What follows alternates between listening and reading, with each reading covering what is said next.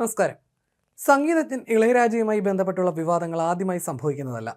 അടുത്തിടെ മഞ്ഞുമൽ ബോയ് സിനിമയുമായി ബന്ധപ്പെട്ടായിരുന്നു അത്തരമൊരു വിവാദം. ഇപ്പോൾ അതിന് പിന്നാലെ അടുത്ത വിവാദത്തിലും അദ്ദേഹം ഉൾപ്പെട്ടിരിക്കുകയാണ്.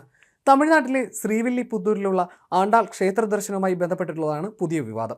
ക്ഷേത്രത്തിൽ ദർശനത്തിനെത്തിയ ഇളയരാജ ശ്രീകോവിലിന് മുന്നിലെ അർദ്ധമണ്ഡപത്തിൽ പ്രവേശിക്കാൻ ഒരുങ്ങിയപ്പോൾ ക്ഷേത്ര അധികൃതരും ഭക്തരും ചേർന്ന് തടയുകയായിരുന്നു. ക്ഷേത്ര ആചാരപ്രകാരം ശ്രീകോവിലിൽ ഭക്തർക്ക് പ്രവേശിക്കാനാകില്ലെന്ന് ക്ഷേത്ര ഭാരവാഹികൾ അറിയിച്ചു. ഇതോടെ അദ്ദേഹം തിരിച്ചിറങ്ങി. തുടർന്ന് അർദ്ധമണ്ഡപത്തിന് പുറത്തുനിന്ന് പ്രാർത്ഥന നടത്തിയ ഇളയരാജയെ പൂജാരികൾ ഹാരമണിയിച്ച് ആദരിച്ചു. Hindu religious and charitable endowment ഡിപ്പാർട്ട്മെന്റിന്റെ നേതൃത്വത്തിൽ അദ്ദേഹത്തിന് സ്വീകരണവും നൽകി. സംഭവം പുറലോകമറിഞ്ഞതോടെ ഇളയരാജയെ തടഞ്ഞ നടപടിക്കെതിരെയുള്ള പ്രതികരണങ്ങൾ സോഷ്യൽ മീഡിയയിൽ സജീവമാകുകയാണ്. അനുകൂലിച്ചും പ്രതികൂലിച്ചും നിരവധി പേർ രംഗത്ത് വന്നു.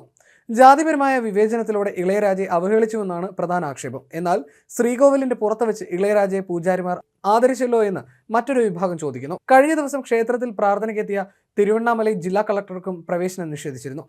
വിഷയത്തിൽ ഇളയരാജയോ ക്ഷേത്ര ഭാരവാഹികളോ ഇതുവരെ പ്രതികരിച്ചിട്ടില്ല. അതിനിടെ വിഷയത്തിൽ പ്രതികരണവുമായി ഗാനരചയിതാവ് രാജീവ് ആലുങ്കൽ രംഗത്ത് വന്നു. ശ്രീലകത്ത് നിന്ന് ദൈവം പുറത്തിറങ്ങി, നാലകത്ത് സംഗീതം പെയ്തിറങ്ങി, നിയമങ്ങൾ എഴുതിയ ആചാര്യ ഹൃദയങ്ങൾ പിന്നെയും പ്രണവത്തെ മറന്നുറങ്ങി എന്നാണ് രാജീവ് ആലുങ്കൽ കുറിച്ചിരിക്കുന്നത്.